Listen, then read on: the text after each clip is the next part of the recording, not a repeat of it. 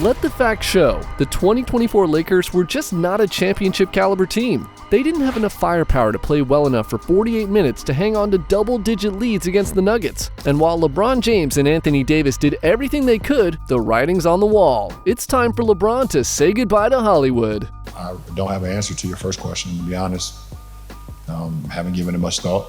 Obviously, at some point, I'll sit down with Rich, my agent, and sit down with my family and see what's best, what's best for my career. So, we'll cross that when we need to. The Lakers were a team in disarray this season, but LeBron is not the problem here, is how one high-ranking Lakers official put it. But rather than wasting his time on a broken team lacking the supporting cast to get the job done, the smart move for LeBron would be to decline his $51.4 million player option with the Lakers and head east. Let's be real, the Lakers are in total chaos right now. They couldn't count on consistent play from anyone besides LeBron and Anthony Davis. Second-year coach Darvin Ham was fired days after the Lakers exited the playoffs. There were season-long rumors of Ham and players being at odds. Leaks were hitting the media as early as January of this year when the sports website The Athletic documented how the Lakers clubhouse was fractured over the players' belief that Ham tinkered with the rotation too much and was ill-advised in benching Austin Reeves, D'Angelo Russell, and Rui Hachimura at various times in favor of Cam Reddish and Taurean Prince. And after the Lakers blew a 20-point second-half lead in Game 2 of the Denver series that ended with Jamal Murray's buzzer beater, Anthony Davis expressed his frustration with his team's in-game execution. Davis lamented, "We have stretches where we just don't know what we're doing on both ends of the floor, and those are the ones that cost us." LeBron's wish at one last crack at a championship might be a pipe dream if he remains in the Western Conference. Nikola Jokic and the Nuggets are not going away anytime soon. Shai Gilgeous-Alexander and Chet Holmgren are just getting started in Oklahoma City, and Anthony Edwards is becoming the face of the league in Minnesota. Emerging from the Western Conference bracket might not be realistic at this point in LeBron's career. A clearer path to the final seems more likely in the Eastern Conference. Going back home to Cleveland, where a young and talented Cavs team might just be one star player away from returning to glory, could be the change of scenery LeBron needs. It makes sense on so many levels. As he nears his 40th birthday, LeBron continues to seemingly defy the aging process. Here's a small sample that demonstrates how mind-blowing LeBron's freakish ability to stay healthy and on top of his game is. During this past season, LeBron averaged 25.7 points per game on a whopping 54% shooting, while adding 8.3 assists and 7.3 rebounds per game as well. He also had the best three-point shooting season of his career, knocking down three balls at a 41% clip.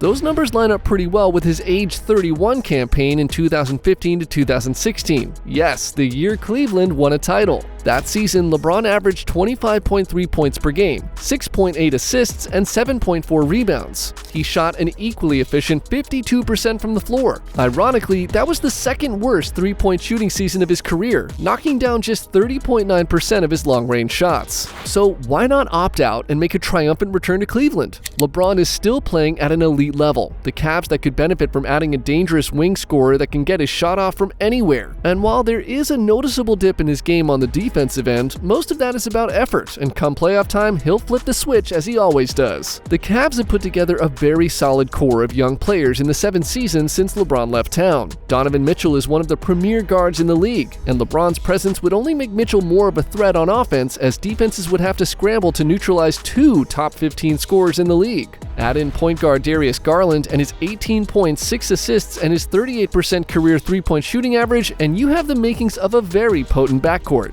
Even Mobley and Jared Allen form an intimidating frontcourt. They rebound, defend, and protect the rim as well as any duo in the league, and most importantly, don't need the ball in their hands to be effective. Like most teams, the Cavs could use more depth, but have some very good role players in Karis LeVert, Max Struss, and Isaac Okoro. One player that could provide backup at the point is none other than LeBron's son, Bronny James. We've all seen the quotes from LeBron about how magical it would be to team up with his son before he retires. But we're also realistic about things. Bronny James never really had much of an opportunity to showcase what he can do in his freshman season at USC. His cardiac incident last summer took several months to recover from and cost him lots of valuable practice and game time experience. And while he currently has entered his name in the 2024 NBA draft, it remains to be seen if he stays in the draft or returns to play another year of college basketball. Perhaps he can join his dad in 2025 with a strong showing going in college should he decide to return to school for another season. Another Eastern Conference possibility for LeBron that would absolutely set the basketball world ablaze would be the New York Knicks. LeBron has always made his affection for Madison Square Garden well known. He's referred to it as his favorite playground. And he's had some very memorable games at the Garden, including 2 50-point performances. In a perfect world, LeBron could replace the often injured Julius Randle in the Knicks starting lineup.